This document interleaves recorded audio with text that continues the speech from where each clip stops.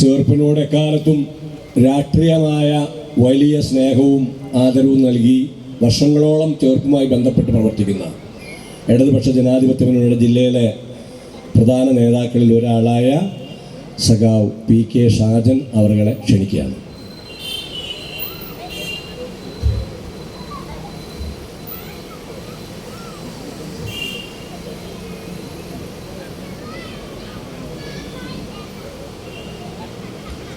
പ്രിയപ്പെട്ട അധ്യക്ഷൻ സഹോദരൻ, ആദരണീയരായ ഇടതുപക്ഷ ജനാധിപത്യ മുന്നണിയുടെ നേതാക്കളെ, ഇടതുപക്ഷ ജനാധിപത്യ മുന്നണിയുടെ കരുത്തായ സഖാക്കളെ, ഈ തെരഞ്ഞെടുപ്പുമായി ബന്ധപ്പെട്ട കാര്യങ്ങൾ അടിവരയിട്ടുകൊണ്ട് ഏതാനും കാര്യങ്ങൾ സഖാവ് അനിലും അതിനു മുൻപ് അധ്യക്ഷനും ഇവിടെ സൂചിപ്പിച്ചിട്ടുണ്ട്. സ്ഥാനാർത്ഥി ഇടതുപക്ഷ ജനാധിപത്യ മുന്നണി തെരഞ്ഞെടുപ്പിനെ നേരിടുമ്പോൾ ഈ ജനങ്ങളോട് പറയാനുള്ള കാര്യങ്ങളെ സംബന്ധിച്ചാണ് അവരിവിടെ സൂചിപ്പിച്ചിട്ടുള്ളത്. ഇടതുപക്ഷ ജനാധിപത്യ മുന്നണി ചെയ്ത കാര്യങ്ങളെ പറയും, ഇല്ലാത്ത കാര്യങ്ങൾ പറയുന്ന ഒരു നടപടി ഇടതുപക്ഷ ജനാധിപത്യ മുന്നണിക്കില്ല. ജനങ്ങളുടെ ജീവൽ പ്രശ്നങ്ങൾ പരിഹരിക്കാൻ നിലപാടെടുക്കുന്നതാണ് ഇടതുപക്ഷത്തിൻ്റെ പ്രത്യേകത. ഇന്നിപ്പോൾ കേരളത്തിൽ നിഷ്പക്ഷമതികളായ ആരോട് ചോദിച്ചാലും ആളുകൾ പറയും ഭയപ്പാടില്ലാതെ കേരളത്തിൽ ജീവിക്കാം. ഏത് പ്രശ്നമുണ്ടെങ്കിലും ആ പ്രശ്നങ്ങളെ പരിഹരിക്കാൻ ഒരത്താണിയുണ്ട്, അത് ഇടതുപക്ഷ ജനാധിപത്യ മുന്നണി. എല്ലാവരും സമ്മതിക്കുന്ന കാര്യമില്ല. ഈ കേരളത്തിൽ കോവിഡ് വന്നില്ലേ? കോവിഡ് വന്ന ഒരു രോഗിയുടെ വീടിൻ്റെ മുമ്പിലൂടെ നടന്നു പോകാൻ ആളുകൾക്ക് ഭയപ്പാടാ. ഞാനൊരു കൗൺസിലറായിരുന്നു തൃശ്ശൂർ കോർപ്പറേഷനിൽ. എന്നെ വിളിച്ച് പലരും പറഞ്ഞിട്ടുണ്ട്, അമ്മയ്ക്ക് വയ്യ, അസുഖമാണ്, വീട്ടിൽ നിന്ന് കൊണ്ടുപോകണം. അത്രയേറെ ഭീകരമായ ഭയപ്പാടുണ്ടാക്കിയ ഒന്നാണ് കോവിഡ്. ഈ കോവിഡിനെ എത്ര നല്ല നിലയിലാണത് പരിഹരിച്ചെടുത്തത്. എല്ലാ ആശുപത്രികളിലും ആവശ്യമായ ബെഡുകൾ മാറ്റിയിട്ടു. കേരളത്തിലെ മുഴുവൻ ജനങ്ങളെയും ഒറ്റക്കെട്ടാക്കി ഭക്ഷണം എത്തിക്കാനുള്ള ഏർപ്പാടുണ്ടാക്കി. ഇടതുപക്ഷ ജനാധിപത്യ മുന്നണി പ്രവർത്തകർ വീടുകളിലേക്ക് ഭക്ഷണം എത്തിച്ചില്ലേ? ഗവൺമെന്റ് അതിനുള്ള സംവിധാനം ഉണ്ടാക്കിയില്ലേ? ഈ കേരളത്തിൽ കോവിഡിനെ നേരിട്ടു ഒരാൾക്കും ഭക്ഷണം കിട്ടാത്തൊരു പ്രയാസം ഉണ്ടായില്ല, മരുന്ന് കിട്ടാത്തൊരു പ്രയാസം ഉണ്ടായില്ല. പലരും ഇപ്പം അത് മറന്നു. എന്നാൽ കേരളത്തിന് പുറത്ത് കോൺഗ്രസ് പാർട്ടി ഭരിക്കുന്ന സംസ്ഥാനങ്ങളില്ലേ, BJP ഭരിക്കുന്ന സംസ്ഥാനങ്ങളില്ലേ, അന്ന് ഏറ്റവും കൂടുതൽ ബുദ്ധിമുട്ടുള്ളത് ഓക്സിജൻ കിട്ടാതെ പെടഞ്ഞു മരിക്കലാണ്. കേരളത്തിന് പുറത്ത് പത്രങ്ങൾ കോൺഗ്രസിനെയും BJPയെയും പുകഴ്ത്തുന്ന പത്രങ്ങൾ എഴുതി ഒരമ്മാമ ഓക്സിജൻ വെച്ച് കെടുക്കണം. ആ സമയത്ത് ധനാഢ്യനായ വേറൊരാൾ അവിടെ വന്നപ്പോൾ ഈ അമ്മാമയുടെ മൂക്കിൽ നിന്ന് ഓക്സിജൻ അങ്ങോട്ട് എടുത്ത് ഈ കുട്ടിയുടെ മൂക്കിൽ വെച്ചെടുത്തു. അമ്മാമ പിടഞ്ഞു മരിച്ചു. ഇങ്ങനെ നൂറുകണക്കിന് ആളുകൾ മരണപ്പെട്ട കഥ നമ്മൾ ഇന്ത്യ രാജ്യത്ത് കേട്ടു. കേരളത്തിൽ ഓക്സിജൻ കിട്ടാതെ ഒരു കുട്ടി പോലും മരിച്ചില്ല എന്നതാണ് യാഥാർത്ഥ്യം. ഇതാണ് ഗവൺമെന്റ്. ഈ ഗവൺമെന്റിനെ ജനങ്ങൾ എങ്ങനെയാ മറക്കുക? വെള്ളപ്പൊക്കം വന്നില്ലേ? വെള്ളപ്പൊക്കം വന്നപ്പോൾ കേരളത്തിലെ മുഴുവൻ ആളുകളും തരിച്ചു നിന്നു. മുഖ്യമന്ത്രിയുടെ നേതൃത്വത്തിൽ, ഇടതുപക്ഷ ജനാധിപത്യ മുന്നണിയുടെ നേതൃത്വത്തിൽ ആളുകളെ മുഴുവൻ സംഘടിപ്പിച്ചു. കോൺഗ്രസ് എന്നില്ല, കമ്മ്യൂണിസ്റ്റ് എന്നില്ല, BJP എന്നില്ല, എല്ലാവരെയും ഒറ്റക്കെട്ടായി നാം ആ വെള്ളപ്പൊക്കത്തെ നേരിട്ടു. വീടുകൾ നഷ്ടപ്പെട്ടവർ, വീട്ടിൽ വെള്ളം കയറി എല്ലാം ഒലിച്ചു പോയവർ, അങ്ങനെ നൂറുകണക്കിന് ആളുകൾ. ആ സന്ദർഭത്തിൽ ജനങ്ങൾക്ക് സമാശ്വാസം നൽകാൻ തീരുമാനിച്ചു ഗവൺമെന്റ്. പണമില്ലാതെ വന്നപ്പോൾ സർക്കാർ ഉദ്യോഗസ്ഥന്മാരോട് ചോദിച്ചു, ഒരു മാസത്തെ നിങ്ങളുടെ ശമ്പളം സർക്കാരിന് കടമായി തരണം, തിരിച്ചു തരും. കേരളത്തിലെ ജനങ്ങളോട് താല്പര്യമുള്ളൊരു പാർട്ടിയാണ് കോൺഗ്രസ് എങ്കിൽ, BJP എങ്കിൽ ഈ നടപടിയെ സ്വാഗതം ചെയ്യണ്ടേ? അവർ പറഞ്ഞത് എന്താണെന്നറിയോ? ഒരൊറ്റ പൈസ കടം കൊടുക്കരുത്. എന്ത് ദുഷ്ടന്മാരാടോ! കോൺഗ്രസ്സുകാരാ, നിനക്കും വെള്ളപ്പൊക്കം കൊണ്ട് കെടുതി വന്നില്ലേ? BJPക്കാർക്ക് കെടുതി വന്നില്ലേ? അവരുടെ പ്രവർത്തകർക്ക് കെടുതി വന്നില്ലേ? അവരെ സംരക്ഷിക്കാൻ ഇടതുപക്ഷ ജനാധിപത്യ മുന്നണി എടുത്ത നിലപാടിനെ പൊളിക്കാൻ വേണ്ടി ശ്രമിച്ച ഈ ദുഷ്ടശക്തികൾ കോൺഗ്രസും BJPയും ഇപ്പോൾ തെരഞ്ഞെടുപ്പിൽ വോട്ട് ചോദിച്ചു വരിക. ഇതാണ് കേരളത്തിലൊരു ഭീകരത. ജനങ്ങളുടെ മനസ്സിൽ ഇല്ല എന്നാ ഇവർ വിചാരിച്ച് കാണാം ഈ തെരഞ്ഞെടുപ്പിൽ ഉണ്ടാകുമ്പോൾ. ഇടതുപക്ഷ ജനാധിപത്യ മുന്നണി ഒരു തിളക്കമാർന്ന നിലപാടുകൾ ജനപക്ഷത്ത് നിന്നുകൊണ്ട് എടുക്കുന്ന പാർട്ടിയാണ്, ഒരു മുന്നണിയാണ്. നമ്മളിപ്പോൾ BJPയും കോൺഗ്രസും ചില പത്രങ്ങളും പ്രചരിപ്പിക്കാൻ ശ്രമിക്കുന്ന കാര്യം കേന്ദ്രവും കണക്കാം, കേരളവും കണക്കാം, എല്ലാവരും കണക്കാം. ആര് ഭരിച്ചിട്ട് ഇപ്പം എന്താ കാര്യം? പണിയെടുത്ത് കാശ് കിട്ടിയാൽ നമ്മൾക്ക് ജീവിക്കാം. ഇത് കേട്ടാൽ കോൺഗ്രസും BJPയെ പോലെ തന്നെയാണ് ഇടതുപക്ഷവും എന്ന് തോന്നും. നമ്മൾ ഈ ബഡ്ജറ്റ് കേട്ടിട്ടില്ലേ? കേന്ദ്ര ഗവൺമെന്റ് ബഡ്ജറ്റ് അവതരിപ്പിക്കും കൊല്ലം. അടുത്തൊരു വർഷക്കാലം എന്ത് ചെയ്യും എന്ന് തീരുമാനിക്കുന്നതാണ് ബഡ്ജറ്റ്. കേരളത്തിലും ബഡ്ജറ്റ് അവതരിപ്പിക്കും. ഈ ബഡ്ജറ്റുകൾ തമ്മിൽ ഒന്ന് രണ്ട് കാര്യം പരിശോധിച്ചാൽ ആരാണ് ജനപക്ഷം, ആരാണ് ജനങ്ങൾക്കെതിര് എന്ന് മനസ്സിലാവും. കേന്ദ്ര ഗവൺമെന്റ് ബഡ്ജറ്റ് അവതരിപ്പിച്ചപ്പോൾ ആരോഗ്യ മേഖലയിൽ ഫണ്ട് വെട്ടിച്ചുരുക്കി. ഈ പറയുന്നതിൻ്റെ അർത്ഥം ഇനിമേൽ സൗജന്യ ചികിത്സ ഇല്ല. സൗജന്യ ചികിത്സ ഇല്ല എന്ന് പറയുന്നത് മനുഷ്യത്താണോ, ജനപക്ഷമാണോ? അല്ല. എനിക്ക് വയറുവേദന വന്നാൽ 10,000 രൂപ പോക്കറ്റിലുണ്ടെങ്കിൽ ചികിത്സിക്കാം, അല്ലെങ്കിൽ വീട്ടിൽ കിടന്ന് പെടഞ്ഞ് മരിച്ചോളാൻ പറയണതാണ് കേന്ദ്ര ഗവൺമെന്റ്. BJPക്കാരാ, കോൺഗ്രസ്സുകാരാ, നിനക്ക് അസുഖം വന്നാലും നിന്റെ പോക്കറ്റിൽ കാശുണ്ടെങ്കിൽ ചികിത്സിച്ചോളൂ, അല്ലെങ്കിൽ മരിച്ചോളൂ എന്ന് പറയുന്ന ഈ കേന്ദ്ര ഗവൺമെന്റും കേരളത്തിലെ ഗവൺമെന്റ് ഒരുപോലെ. കേരള ഗവൺമെന്റ് ബഡ്ജറ്റിൽ ഇഷ്ടം പോലെ പൈസ മാറ്റിവെച്ചില്ലേ? ആരോഗ്യ മേഖലയിൽ ആവശ്യമോലെ പൈസ മാറ്റിവെച്ചു. എല്ലാവർക്കും സൗജന്യ ചികിത്സ എന്ന് പ്രഖ്യാപിച്ചില്ലേ? സൗജന്യ ചികിത്സ കൊടുക്കും എന്ന് പറയുന്ന ഗവൺമെന്റും സൗജന്യ ചികിത്സ കൊടുക്കില്ല എന്ന് പറയുന്ന ഗവൺമെന്റും, അതും ശരി ഇതും ശരി. ഇത് നമുക്ക് ജനങ്ങളോട് പറയാൻ എത്ര എളുപ്പം. ഈ കേരളത്തിൽ എല്ലാവർക്കും സൗജന്യ ചികിത്സ എന്ന് പറഞ്ഞാൽ മാത്രം പോരാ, അവരുടെ പോക്കറ്റിലേക്ക് എന്ത് കിട്ടുന്നു എന്ന് കൂടി പറയണം.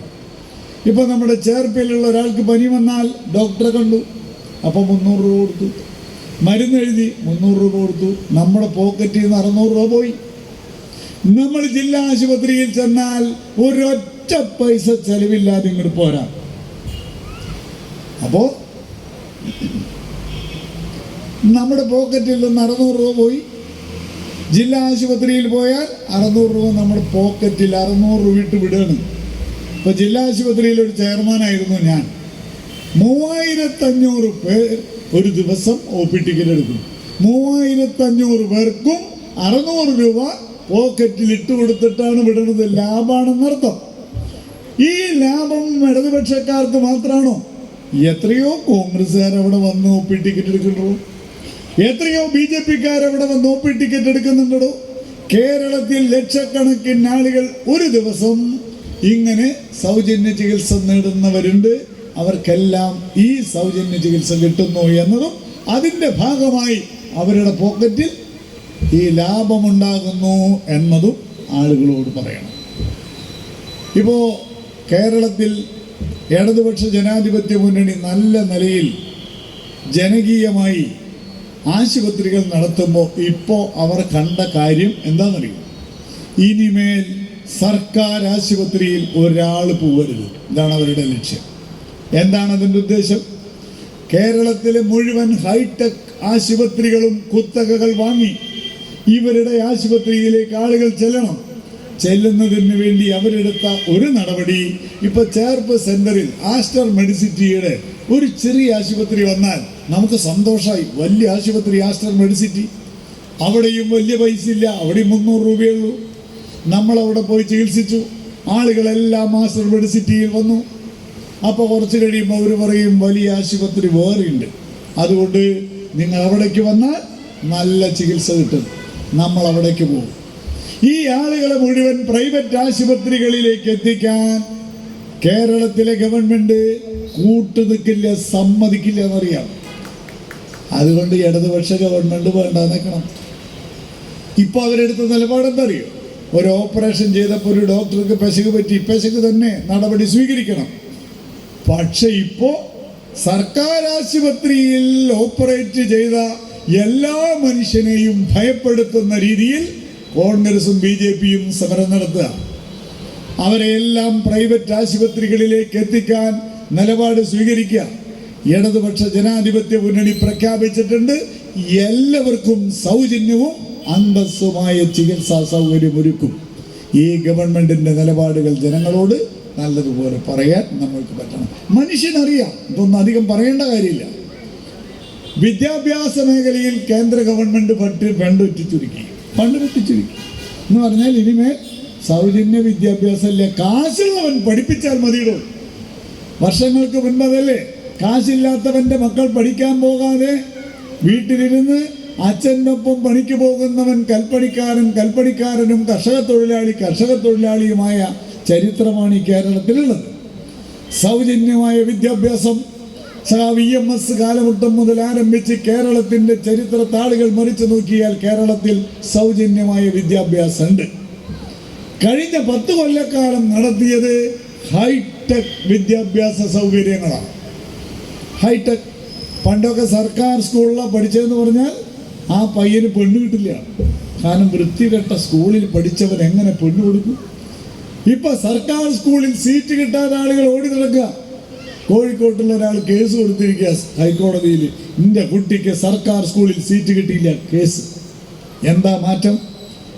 ഉമ്മൻചാണ്ടിയുടെ കാലത്തും കോൺഗ്രസിന്റെ കാലത്തും ഉണ്ടായിരുന്ന വിദ്യാഭ്യാസമാണ് ഇപ്പോ 10 കൊല്ലം കൊണ്ട് ഹൈടെക് ക്ലാസ്സുകളായി മാറിയപ്പോ പ്രൈവറ്റ് സ്കൂളിൽ നിന്നും 10 ലക്ഷം കുട്ടികളെ പേര് വെട്ടി സർക്കാർ സ്കൂളിൽ കൊണ്ടുവന്ന് ചേർത്തു. പ്രൈവറ്റ് സ്കൂളിൽ ഒരു വർഷം പഠിപ്പിക്കണമെങ്കിൽ 75,000 രൂപ ചെലവാണ്. 10 ലക്ഷം കുട്ടികൾക്കും 75,000 രൂപ വർഷം ലാഭം മെച്ചമുണ്ടാക്കി കൊടുക്കുന്ന രീതി. ഈ 10 ലക്ഷം പേരിൽ ഇടതുപക്ഷക്കാർ മാത്രമേ ഉള്ളൂ. എത്രയോ കോൺഗ്രസ്സുകാരുടെ മക്കൾ സർക്കാർ സ്കൂളിൽ പഠിക്കുന്നു, എത്രയോ BJPക്കാരുടെ മക്കൾ സർക്കാർ സ്കൂളിൽ പഠിക്കുന്നുണ്ടോ. ഇവർക്കെല്ലാം സൗകര്യമൊരുക്കുന്ന കേരളത്തിലെ ഇടതുപക്ഷ ജനാധിപത്യ മുന്നണിയും സൗജന്യമായ വിദ്യാഭ്യാസം കൊടുക്കില്ല എന്ന് പറയുന്ന കേന്ദ്ര ഗവൺമെന്റും തമ്മിൽ ഒരു വ്യത്യാസമില്ല എന്ന് വിചാരിച്ച് അതും ശരി ഇത് ശരി, പണിയെടുത്തവന് ജീവിക്കാം. നമ്മൾ പണിയെടുക്കാൻ പോയി ഉണ്ടാകുന്ന പൈസ ചികിത്സയ്ക്ക് വേണ്ടി ചെലവഴിക്കേണ്ട, നമ്മുടെ പോക്കറ്റിൽ ലാഭം. നമ്മൾ പണിയെടുക്കാൻ പോയി ഉണ്ടാകുന്ന പൈസ സ്കൂളിലേക്ക് ചെലവഴിക്കുന്നില്ല, അത് നമ്മൾക്ക് മെച്ചം. അതുകൊണ്ട് നമ്മൾക്ക് കിട്ടുന്ന കൂലിയാണ് ഏറ്റവും വലിയ മെച്ചം, ഗവൺമെന്റിന്റെ നടപടികളല്ല എന്ന് പറയുന്നവരോട് കൃത്യമായി മറുപടി പറയാൻ നമുക്ക് പറ്റണം. അപ്പൊ നമ്മൾ നോക്കൂ, കേരളത്തിൽ ഇടതുപക്ഷത്തിന്റെ നിലപാട്, ഇടതുപക്ഷം UDF തമ്മിൽ വ്യത്യാസം. ഇടതുപക്ഷം ജനങ്ങളുടെ കൈകളിൽ പണമെത്തിക്കാൻ ശ്രമിക്കുന്നു. പണമെത്തിക്കുമ്പോൾ ജനങ്ങൾ സാധനങ്ങൾ വാങ്ങുന്നു, കച്ചവടക്കാർക്ക് കച്ചവടം കിട്ടുന്നു, ഉൽപാദനം വർദ്ധിക്കുന്നു, ആളുകൾക്ക് കൂടുതൽ പണി കിട്ടുന്നു, കേരളം സമ്പന്നമാകുന്നു. UDF നേരെ തിരിച്ച, കാശ് മുഴുവൻ നമ്മുടെ പോക്കറ്റിൽ വരുന്നു, ജനങ്ങളുടെ കയ്യിൽ പൈസ ഇല്ലാതാകുന്നു, സാധനങ്ങൾ മേടിക്കാതാകുന്നു, ഉൽപാദനം കുറയ്ക്കുന്നു, തൊഴിലാളികളെ പിരിച്ചുവിടുന്നു, പട്ടിണിയാകുന്നു. ഈ 2 നിലപാടുകളാണ് നമ്മുടെ രാജ്യത്ത് നിലനിൽക്കുന്നത്. കേരളത്തിലെ ഗവൺമെന്റ് തീരുമാനിച്ചു 62 ലക്ഷം പേർക്ക് 2000 രൂപ പെൻഷൻ എണ്ണി കൊടുക്കുക. 2000 രൂപ. അപ്പോൾ ഇവിടുത്തെ കച്ചവടക്കാർ നിങ്ങളോടൊക്കെ ചോദിക്കും, ഞങ്ങൾക്ക് എന്താ കാര്യം? ഞങ്ങളുടെ വീട്ടിലൊരു കാറുണ്ട്, പെൻഷനില്ല. ഞങ്ങളുടെ വീട്ടിലൊരു റെഫ്രിജറേറ്റർ ഉണ്ട്, പെൻഷനില്ല. ഞങ്ങളുടെ അവിടെ ഒരു കൂളറുണ്ട്, ഞങ്ങൾക്ക് പെൻഷനില്ല. പിന്നെ ഞങ്ങൾക്ക് എന്ത് കാര്യം? ഇവരോട് പറയണം, എൻ്റെ അമ്മയ്ക്ക് 2000 രൂപ പെൻഷൻ കിട്ടിയാൽ അമ്മ അപ്പം തന്നെ ചേർപ്പ് സർവീസ് കോപ്പറേറ്റീവ് ബാങ്കിൽ കൊണ്ടുപോയി നിക്ഷേപിക്കുക ചെയ്യാം, അനിലേട്ടൻ്റെ സൊസൈറ്റിയിൽ കൊണ്ട് നിക്ഷേപിക്കുക ചെയ്യാം. എൻ്റെ അമ്മയ്ക്ക് അത് കിട്ടിയോട്ടെ, മരുന്ന് മേടിച്ചോട്ടെ, എന്തെങ്കിലും ചെയ്തോട്ടെ എന്ന് വിചാരിച്ചിരിക്കുക. 2000 രൂപ മണിക്കൂത്തിൽ വെച്ച് അമ്മ ഇറങ്ങി കുറച്ച് പരിപ്പ്, കുറച്ച് പയറ്, കുറച്ച് കടല, ഒരു ബ്ലൗസ് പീസ് 2000 രൂപ കടകളിൽ കൊടുത്തു. കേരളത്തിലെ 62 ലക്ഷം പേരും ഈ 2000 രൂപ കടകളിൽ കൊടുക്കുമ്പോൾ കച്ചവടക്കാർ പറയണേ, എന്താവോ ഇപ്പോൾ ഒരു അനക്കൊക്കെ ഉണ്ട്. നിങ്ങൾക്ക് അനക്കമുണ്ടായത്, കച്ചവടം കൂടിയത് കേരളത്തിൽ 62 ലക്ഷം പേർക്ക് പെൻഷൻ കൊടുത്തതിൻ്റെ ഫലമല്ലേ? കേരളത്തിൽ ഇടതുപക്ഷ ജനാധിപത്യ മുന്നണി തീരുമാനിച്ചു, ഈ പാവപ്പെട്ട് വീട്ടിൽ കിടക്കുന്ന അമ്മമാർ, അച്ഛന്മാർ എങ്ങനെ പോയി പെൻഷൻ വാങ്ങും? അതുകൊണ്ട് വീടുകളിൽ എത്തിച്ച ലോകത്തിലെ ഏക ഗവൺമെന്റ് ഈ ഇടതുപക്ഷ ജനാധിപത്യ മുന്നണി ഗവൺമെന്റ്. അതിൽ ഇടതുപക്ഷക്കാർ മാത്രമല്ല, നമ്മൾ ചെല്ലുമ്പോൾ പെൻഷൻ കൊടുക്കാൻ സൊസൈറ്റിയിൽ നിന്ന് കുട്ടികൾ ചെല്ലാൻ കിടക്കുമ്പോൾ RSSകാരൻ്റെ അമ്മ അങ്ങനെ തളർന്ന് കിടക്കുക. അമ്മാമേനെ വിളിച്ചെണീപ്പിച്ച്, അമ്മാമേ 2000 രൂപ പെൻഷൻ വന്നിട്ടെന്ന് പറയുമ്പോൾ നെഞ്ചത്ത് കൈവച്ച്, ഈ ഇടതുപക്ഷ ഗവൺമെന്റിന് ഞാൻ മറക്കില്ല മക്കളെ എന്നല്ലേ പറയണം. കോൺഗ്രസ്സുകാരൻ്റെ അച്ഛൻ വയ്യാണ്ട് കിടക്കുക, വിളിച്ചെണീപ്പിച്ച് 2000 രൂപ കൊടുക്കുമ്പോൾ കോൺഗ്രസ്സുകാരൻ്റെ അച്ഛൻ്റെ കണ്ണിൽ നിന്ന് ചോര വരുന്ന സന്തോഷമുണ്ട്. ഈ ഗവൺമെന്റിനെ ആര് മറക്കും? ഇതാണ് ഇടതുപക്ഷ ജനാധിപത്യ മുന്നണി ഗവൺമെന്റ്. ജനപക്ഷത്ത് നിൽക്കുകയാണ്. ഈ കോൺഗ്രസിന് താല്പര്യമുണ്ടോ? BJPക്ക് താല്പര്യമുണ്ടോ? വർഷങ്ങൾക്ക് മുൻപ് കർഷക തൊഴിലാളിക്ക് പെൻഷൻ കൊടുക്കണമെന്ന് പറഞ്ഞപ്പോൾ കോൺഗ്രസ് എന്താ പറഞ്ഞോടോ? കർഷക തൊഴിലാളികൾക്ക് പെൻഷനോ? പെൻഷൻ കൊടുക്കാൻ ഇവരെന്താ സർക്കാർ ജോലിക്കാരാണോ എന്നല്ലേ ചോദിച്ച്. അപ്പോൾ അവർക്ക് പെൻഷൻ കൊടുക്കണോട് താല്പര്യമില്ല. യുവാക്കൾക്ക് തൊഴിലില്ലായ്മ വേതനം കൊടുക്കണമെന്ന് പറഞ്ഞപ്പോൾ ആദ്യം എതിർത്തത് ശ്രീമാൻ കരുണാകരനാണ്. ആള് പറഞ്ഞു, യുവാക്കൾക്ക് ഈ തൊഴിലില്ലായ്മ വേതനം കൊടുത്ത് അവർ കഞ്ചാവ് വലിച്ച് അവസാനിപ്പിക്കും. യുവാക്കൾ, പെൺകുട്ടികളാണെങ്കിൽ കന്മഷിയും പുട്ടും വാങ്ങി നശിപ്പിക്കും. അതുകൊണ്ട് ഈ തൊഴിലില്ലായ്മ വേതനം പ്രത്യുൽപാദനപരമല്ല. പ്രത്യുൽപാദനം എന്ന് പറഞ്ഞാൽ നെല്ല് കുഴിച്ചിടുക, വളരെ കൂടുതൽ നെല്ലുണ്ടാവുക. കുട്ടികൾക്ക് കൊടുത്താൽ ഗുണമില്ല എന്ന് പറഞ്ഞതാണ്. ഈ പെൻഷനെ സംബന്ധിച്ചും ഇവർക്ക് താല്പര്യമുണ്ടോ? കോൺഗ്രസിന് താല്പര്യമുണ്ടോ? ഇത്രയും കാലത്തെ കോൺഗ്രസിന്റെ ഭരണത്തിനകത്ത് പെൻഷനിൽ എന്തുവരെ ചെയ്തു എന്ന് നോക്കാം. കുറ്റം പറയാൻ പാടില്ല. ഉമ്മൻചാണ്ടി പൈസ കൂട്ടി, 50 രൂപ കൂട്ടി. 50 രൂപ കൂട്ടിയിട്ട് 16 മാസത്തെ കുടിശ്ശിക ആക്കിയിട്ട് ഇറങ്ങിപ്പോയി. എന്ത് നല്ല മര്യാദക്കാരൻ. നമ്മൾ എത്ര സമരം നടത്തിയിടും? കൊടുത്തോ? കൊടുത്തില്ല. ഇവർക്ക് ഇതിനോട് താല്പര്യമില്ല. കേരളത്തിലെ ഇടതുപക്ഷ ജനാധിപത്യ മുന്നണി പ്രഖ്യാപിച്ച് 2000 രൂപയായി പെൻഷൻ വർദ്ധിപ്പിച്ചു. 2000 രൂപയായി പെൻഷൻ വർദ്ധിപ്പിച്ചു. നമ്മൾ പറഞ്ഞ വാക്ക് പാലിച്ചു. ഇതാണ് ഗവൺമെന്റ്. വെറുതെ പ്രഖ്യാപിക്കലല്ല, പ്രഖ്യാപിച്ചത് നടപ്പാക്കുക. ഈ 2000 രൂപ പെൻഷനാക്കി നമ്മൾ നല്ല നിലയിൽ ജനങ്ങളെ സംരക്ഷിക്കുകയാണ്. അതവിടെ കക്ഷി രാഷ്ട്രീയം നോക്കിയിട്ടല്ല. കഴിഞ്ഞ ഗവൺമെന്റിന്റെ കാലത്ത് പഠന റിപ്പോർട്ടുണ്ട്. വീട്ടിൽ പണിയെടുക്കുന്ന സ്ത്രീകളുടെ അധ്വാന ഭാരം എന്താണെന്ന് പഠിച്ചു. കാലത്തെണീറ്റ് 9 മണിക്ക് പണിക്ക് പോകുന്ന ഭർത്താവ് രാത്രി പണി കഴിഞ്ഞ് വരുമ്പോൾ 10 കിലോ പണിയെടുത്തു എന്നിരിക്കും. അപ്പോൾ ഭർത്താവിൻ്റെ അമ്മ പറയാണ്, എൻ്റെ മോൻ കഷ്ടപ്പെട്ട് കാശും കൊണ്ടുവരണം, അവള് തിന്നു മുടിക്കണം. ആണോ? സ്ത്രീ പുലർച്ചെ 5 മണിക്ക് എണീക്കും. അവനടിച്ചു, തുടച്ചു, ചോറ് വെച്ചു, മുറ്റടിച്ചു. രാത്രി 10 മണി വരെ പണിയെടുക്കുക.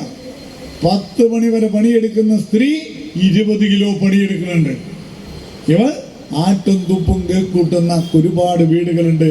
തീരുമാനിച്ചു 35 വയസ്സിനും 60 വയസ്സിനും ഇടയിലുള്ള സ്ത്രീകൾക്കും 1000 രൂപ പ്രഖ്യാപിച്ചില്ലേ? 17 ലക്ഷം പേര് ഇപ്പോൾ വാങ്ങിച്ചു തുടങ്ങി. 32 ലക്ഷം പേർക്ക് കൊടുക്കും. അപേക്ഷ കൊടുക്കുന്ന സ്ഥിതിക്ക് ഇവർക്കെല്ലാം കിട്ടും. ഈ ലോകത്തിൽ ഏത് ഗവൺമെന്റ് ഉണ്ടോ ഇങ്ങനെ? ഈ 35 വയസ്സിനും 60 വയസ്സിനും ഇടയിലുള്ളവർ ഇടതുപക്ഷക്കാർ മാത്രമേ ഉള്ളൂ. കോൺഗ്രസിന് വേണ്ടി ജീവൻ കളയുന്ന ചേച്ചിമാർ ഇവിടെ ഇല്ലേ? അവർക്കും കിട്ടും. എതിർക്കുന്നവർക്കും കിട്ടും, അനുകൂലിക്കുന്നവർക്കും കിട്ടും. ജനങ്ങളെ മുഴുവൻ സംരക്ഷിക്കുന്ന നിലപാടെടുക്കുന്ന ഇടതുപക്ഷ ജനാധിപത്യ മുന്നണിയെ ആര് മറക്കുന്ന പറയുന്നു? ഇങ്ങനെ നടന്നപ്പോ കോൺഗ്രസിനും BJPക്കും വിറ കൂടി. ഇവരെന്താ ചെയ്തതെന്നറിയോ? കേന്ദ്ര ഗവൺമെന്റിൽ സമ്മർദ്ദം ചെലുത്താണ്. ഇവര് സൗജന്യമായ ചികിത്സ, സൗജന്യമായ വിദ്യാഭ്യാസം, 62 ലക്ഷം പേർക്ക് പെൻഷൻ, 35-നും 60 വയസ്സിനും ഇടയിലുള്ള കുട്ടികൾക്ക് 1000 രൂപ ഇങ്ങനെ കൊടുക്കുമ്പോൾ ജനങ്ങൾ ഇടതുപക്ഷത്തെ നെഞ്ചോടടുപ്പിക്കണം. അതുകൊണ്ട് എന്ത് വേണം? പെൻഷൻ കൊടുക്കാൻ പാടില്ല, സൗജന്യ ചികിത്സ കൊടുക്കാൻ പാടില്ല, സൗജന്യ വിദ്യാഭ്യാസം കൊടുക്കാൻ പാടില്ല. കൊടുക്കാതിരിക്കണമെങ്കിൽ എന്തു വേണം? കാശില്ലാതെ ഈ ഗവൺമെന്റ് ഇങ്ങനെ പെടയണം. ഒരു കേന്ദ്രത്തിൽ സമ്മർദ്ദം ചെലുത്തി കേന്ദ്ര ഗവൺമെന്റ് കേരളത്തിലേക്ക് അർഹമായി തരേണ്ടുന്ന പൈസ പിടിച്ചു വെച്ചു. GST നമ്മൾ പിരിച്ചിരുന്ന നികുതി അവർ പറഞ്ഞു കേന്ദ്ര ഗവൺമെന്റ് പിരിക്കും, എന്നിട്ട് ആ കാശ് നമുക്ക് തരും. അപ്പോൾ കേരളത്തിലെ ഗവൺമെന്റ് പറഞ്ഞു ഞങ്ങൾ പിരിക്കുന്ന പൈസ നിങ്ങൾ പിരിച്ചാൽ കിട്ടില്ല. അപ്പോൾ പറഞ്ഞു പേടിക്കണ്ട, ഇനി അഥവാ ഇല്ലെങ്കിലും നഷ്ടപരിഹാര തുക ഞങ്ങൾ തരും. ഇപ്പൊ എന്താ പറയുന്നത്? നഷ്ടപരിഹാര തുക തരില്ല.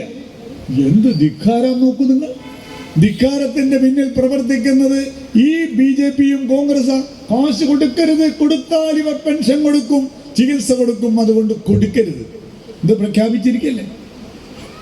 എല്ലാ ആനുകൂല്യങ്ങളും ജനങ്ങൾക്ക് കേരളത്തിലേക്ക് തരേണ്ടുന്ന എല്ലാ ആനുകൂല്യങ്ങളും, ആനുകൂല്യമല്ല നിയമാനുസരണം തരേണ്ട കാശുകൾ കേന്ദ്ര ഗവൺമെന്റ് പിടിച്ചു വെച്ചു. അപ്പൊ കേരളത്തിൽ ഇടതുപക്ഷ ജനാധിപത്യ മുന്നണി തീരുമാനിച്ചു കേന്ദ്രത്തിൽ പോയി സമ്മർദ്ദം ചെലുത്തി കാശ് വാങ്ങണം. സമ്മർദ്ദം ചെലുത്താൻ മന്ത്രിമാരും ഇടതുപക്ഷ പ്രവർത്തകരും പോകാൻ തീരുമാനിച്ചു. കോൺഗ്രസിനോട് ചോദിച്ചു, ഈ നാട്ടിലെ ജനങ്ങൾക്ക് ഈ ആനുകൂല്യം കൊടുക്കണമെങ്കിൽ പൈസ വേണ്ടേ? നമുക്ക് അർഹമായ വിഹിതം തരുന്നില്ല, നിങ്ങൾ വരണം കൂടെ. ഞങ്ങൾ വരില്ല.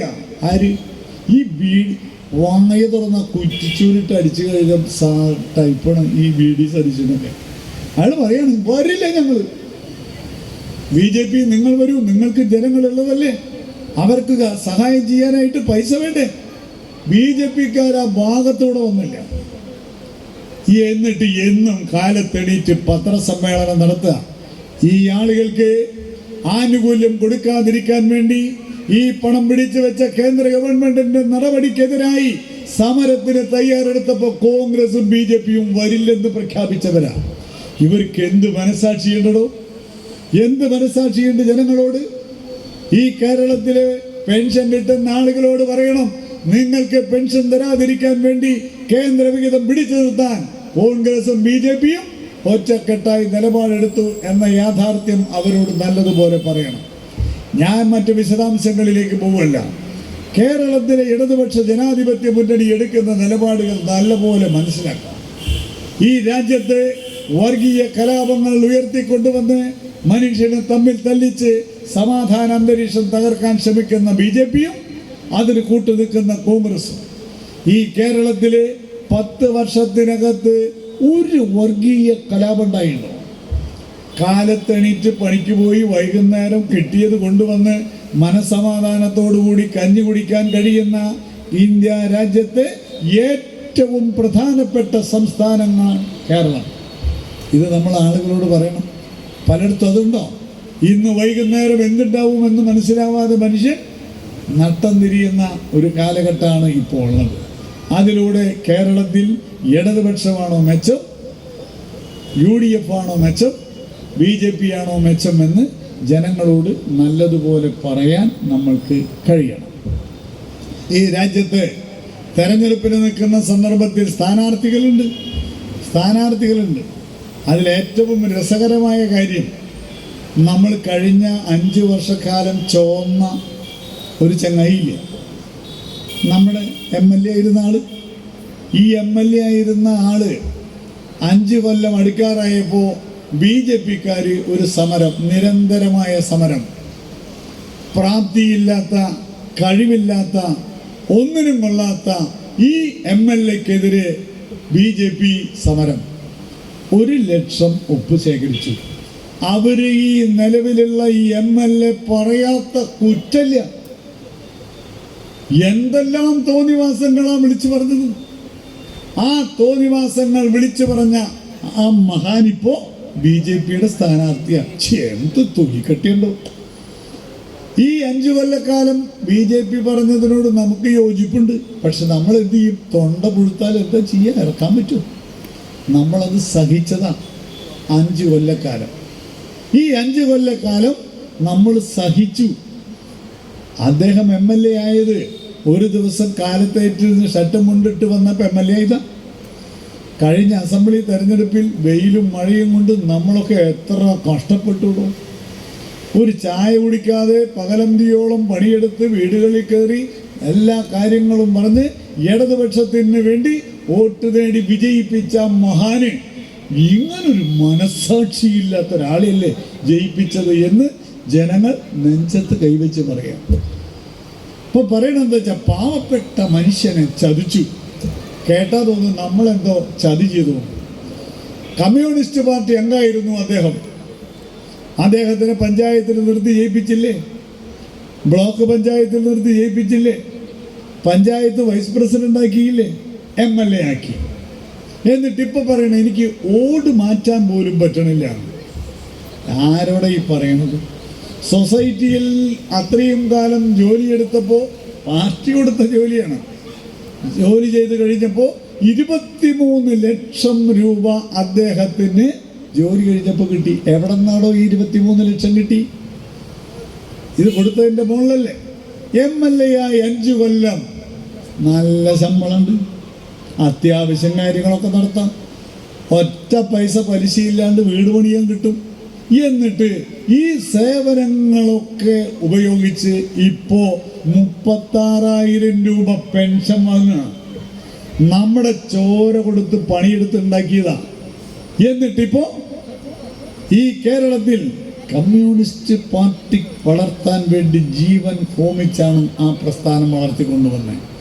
ഇടതുപക്ഷ ജനാധിപത്യ മുന്നണിയെ വളർത്തിക്കൊണ്ടുവരാൻ ജീവൻ കൊടുത്ത ആ രക്തസാക്ഷികളെ പരിഹസിക്കുന്ന നിലയിൽ ഇപ്പോൾ അതിനെ തള്ളിപ്പറഞ്ഞ് വർഗീയ കൂടാരത്തിൽ കയറിയിരിക്കുക BJP പോയി അക്രമം സഹിച്ചുകൂടാത്ത BJP എന്താണെന്ന് അറിയില്ലേ? വർഷങ്ങൾക്ക് മുൻപ് ഈ MLAക്ക് റോട്ടിലൂടെ നടക്കാൻ പറ്റുമോ? സ്കൂളിൽ പോകാൻ പറ്റുമോ? അമ്പലത്തിൽ പോകാൻ പറ്റുമോ? ഈ RSSും ഹൈന്ദവ വർഗീയതയും റോട്ടിലൂടെ നടക്കാൻ സമ്മതിച്ചിരുന്നില്ല. MLA ആവാൻ സമ്മതിച്ചിരുന്നില്ല. കമ്മ്യൂണിസ്റ്റ് പ്രസ്ഥാനങ്ങളും പുരോഗമന പ്രസ്ഥാനങ്ങളും നടത്തിയ ധീരോദത്തമായ പോരാട്ടത്തിന്റെ ഫലമായി റോട്ടിലൂടെ നടക്കാം, മാറുമറയ്ക്കാം, സ്കൂളിൽ പോകാം, എല്ലാം നയമായില്ലേ? അന്ന് ഹിന്ദു ആയിരുന്നില്ലേ ഇവരൊക്കെ? ആനുകൂല്യങ്ങളെല്ലാം കിട്ടിക്കഴിഞ്ഞപ്പോൾ ഇപ്പോൾ നമ്മൾ ഹിന്ദു എന്ന് പറഞ്ഞ് വാരിപ്പിടിക്കുക. നമ്മുടെ MLA നാണം മാനം കെട്ട നിലയിൽ ആ കൂടാരത്തിലേക്ക് കയറിയിട്ടുണ്ട്. ആളുകളൊക്കെ വളരെ വെറുപ്പോടുകൂടി ഞങ്ങളോട് പറയാം, ഇങ്ങനൊരു വൃത്തികെട്ടവനെ നിങ്ങളെങ്ങനെ MLA ആക്കി എന്ന് ഇപ്പം ഞങ്ങളോട് ചോദിക്കുക. എന്ത് ചെയ്യും? എന്നിട്ട് അദ്ദേഹത്തെ നല്ലൊരു പരിവേഷമൊക്കെ ഉണ്ടാക്കി വണ്ടിയിൽ കൊണ്ടടക്കുക. ഇറങ്ങാൻ പറ്റില്ല. പോട്ടെ, അതങ്ങരുടെ ആരോഗ്യസ്ഥിതി.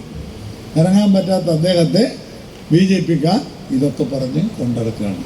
ഇങ്ങനെ കമ്മ്യൂണിസ്റ്റ് പ്രസ്ഥാനത്തെ, ഇടതുപക്ഷ പ്രസ്ഥാനത്തെ ചതിച്ച ഒരു ആത്മവഞ്ചകനാണ് അദ്ദേഹമെന്ന് ഈ നാട്ടിക മണ്ഡലത്തിലെ എല്ലാവർക്കും അറിയാം.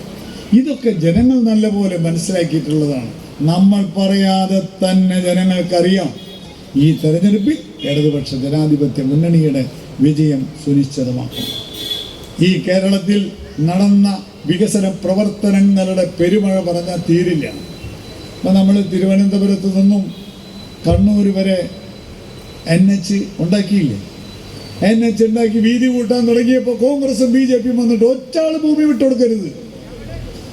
വീതി കൂട്ടിയാൽ, റോഡ് വലുതായാൽ ഇവിടെ കച്ചവടം വരും, ബിസിനസ് വരും, വാഹനങ്ങളോടാൻ സൗകര്യം ഉണ്ടെങ്കിൽ വ്യവസായങ്ങൾ വരും, ആളുകൾക്ക് പണി കിട്ടും, കൊള്ളാം എന്ന് പറയും. ഭൂമികൾ വിട്ടുകൊടുക്കാതിരിക്കാൻ വേണ്ടി സമരം ചെയ്തതാ ഇവര്. കുറ്റിയളക്കൽ സമരം. കുറ്റി വെച്ചാൽ പിറ്റേ ദിവസം വന്ന് ഇളക്കുക. കോൺഗ്രസും BJPക്കാരുടെ ഈ ശരീരം ഇളകിയത് അപ്പോഴാണ്.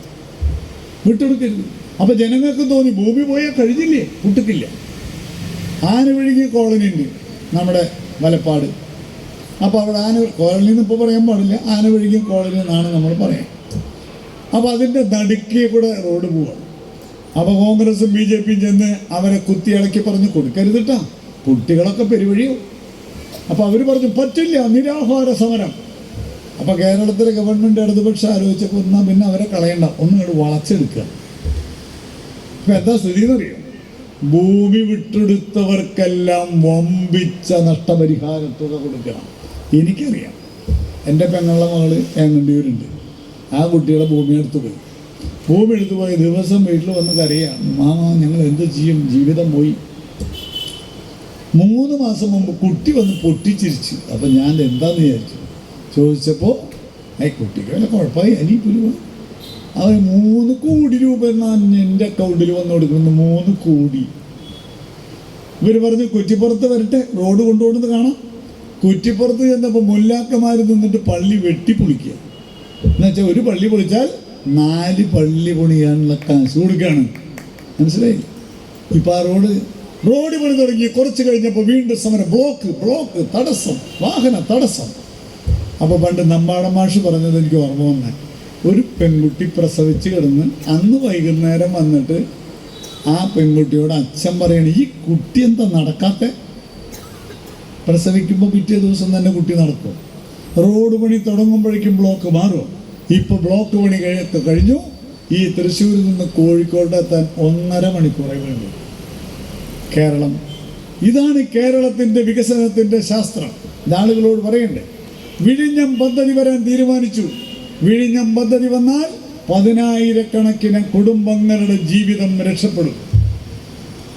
ആ വിഴിഞ്ഞം പദ്ധതി വരാതിരിക്കാൻ വേണ്ടി കോൺഗ്രസും ബി ജെ പിയും നടത്തിയ സമരം നമുക്കറിയില്ലേ? എന്താണ് വിഴിഞ്ഞം പദ്ധതി? ഏത് കപ്പലും അതിൻ്റെ തൂക്കത്തിനനുസരിച്ച് ആഴമുള്ളിടത്തേ നിൽക്കുള്ളൂ. ഒരു വലിയ കപ്പൽ വന്നാൽ അതിൻ്റെ തൂക്കത്തിനനുസരിച്ച് ആഴുണ്ടാവണമെങ്കിൽ ഒരു 40 കിലോമീറ്ററൊക്കെ അകലെ കപ്പൽ നിൽക്കും. അവിടെ നിന്ന് ചരക്കിറക്കണമെങ്കിൽ കൊണ്ടുവന്നതിനേക്കാൾ 10 ഇരട്ടി കാശ് ചെലവാണ്. വിഴിഞ്ഞം പദ്ധതിയുടെ പ്രത്യേകത, ഏത് കപ്പലും ആ മണൽത്തിട്ടിൻ്റെ അടുത്ത് വരെ എത്തും, കരയ്ക്ക് വരെ എത്തും. കാരണം ഈ കര കഴിഞ്ഞാൽ അപ്പം തന്നെ ആഴക്കടലാണ്. അപ്പോൾ എന്തുണ്ടാവും? മറ്റ് പ്രൈവറ്റ് തുറമുഖങ്ങളിലേക്ക് ചരക്ക് കപ്പലുകൾ പോവാതാവും. അപ്പോൾ പ്രൈവറ്റുകാരൻ്റെ അന്നം മുട്ടും. ആ പ്രൈവറ്റുകാർ കോടിക്കണക്കിന് രൂപ കൊടുത്ത് നടത്തിയതാണ് ഈ വിഴിഞ്ഞം സമരം. ഇടതുപക്ഷത്തിൻ്റെ മനക്കരുത്ത് കൊണ്ടും അതിന് നയിക്കുന്ന മുഖ്യമന്ത്രി പറഞ്ഞു, ഞങ്ങളിത് നടപ്പാക്കും, പറഞ്ഞാൽ നടപ്പാക്കും എന്ന ദൃഢനിശ്ചയമുള്ള ഗവൺമെൻറ്റാണ്. അത് കോൺഗ്രസ്സുകാർ സമ്മതിക്കും, ബി ജെ പി സമ്മതിക്കും, നിഷ്പക്ഷമതികളും സമ്മതിക്കും.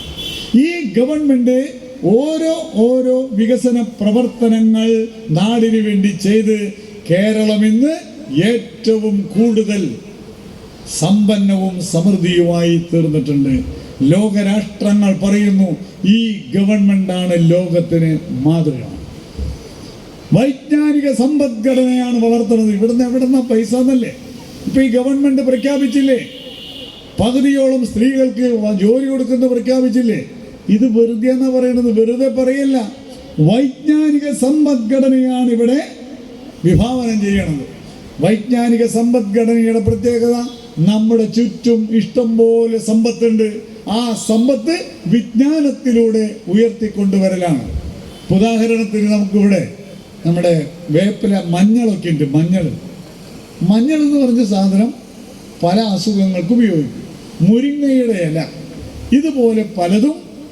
മുരിങ്ങയുടെ ഇലയൊക്കെ പ്രഷർ കുറയ്ക്കും, അതുണ്ട്.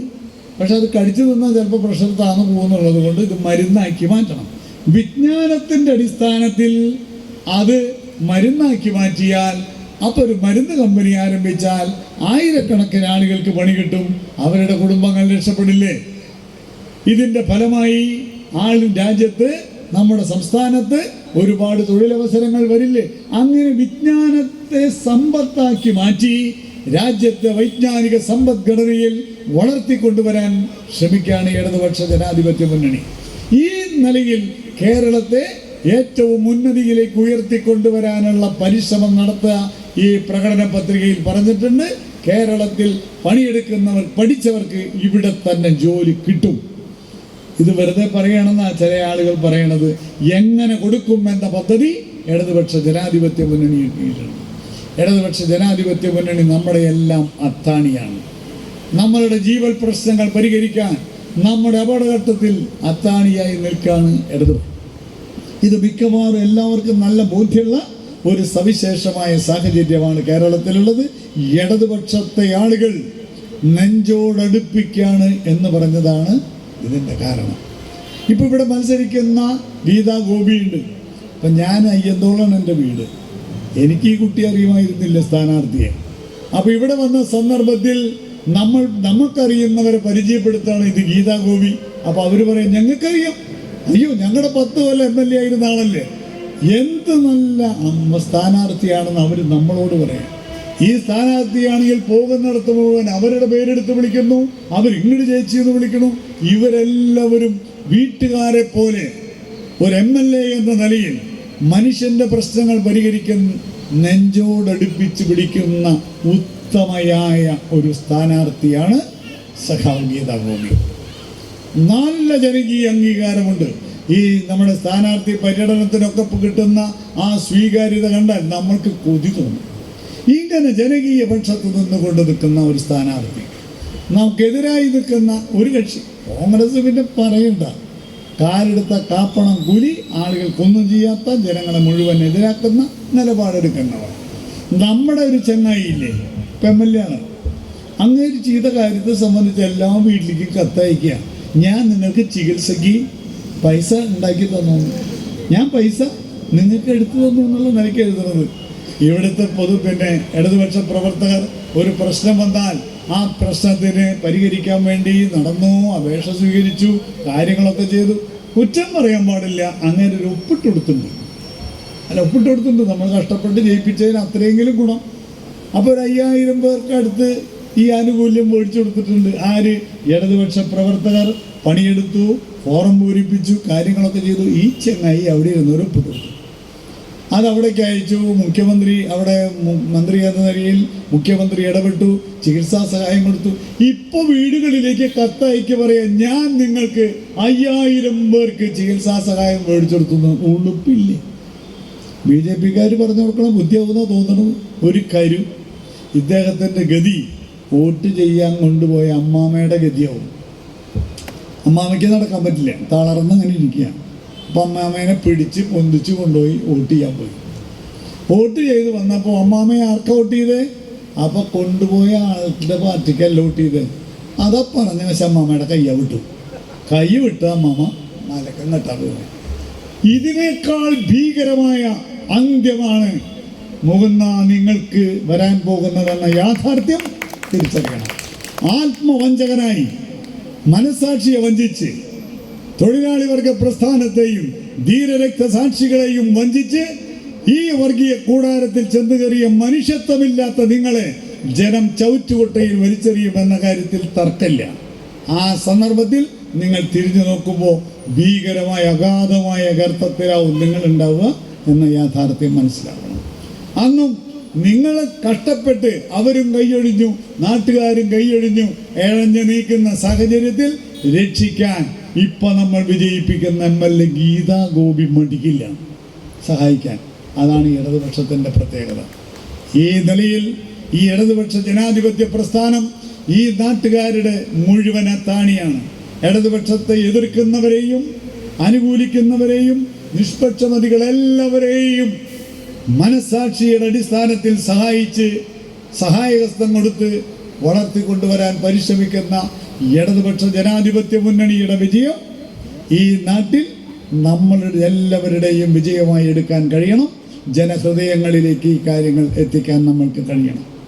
ഇടതുപക്ഷ ജനാധിപത്യ മുന്നണിയുടെ സാരഥിയായി ഈ മണ്ഡലത്തിൽ മത്സരിക്കുന്ന സഖാവ് ഗീതാ ഗോപിക്ക് അരിവാൾ ധാന്യക്കതിരടയാളത്തിൽ വോട്ട് രേഖപ്പെടുത്തിക്കൊണ്ട് നമ്മളുടെ രക്ഷാമാർഗമായ ഇടതുപക്ഷത്തെ വിജയിപ്പിക്കണം എന്ന് അഭ്യർത്ഥിച്ചുകൊണ്ട് ഈ പൊതുസമ്മേളനം ഉദ്ഘാടനം ചെയ്തതായി അറിയിക്കുന്നു. അഭിവാദ്യങ്ങൾ.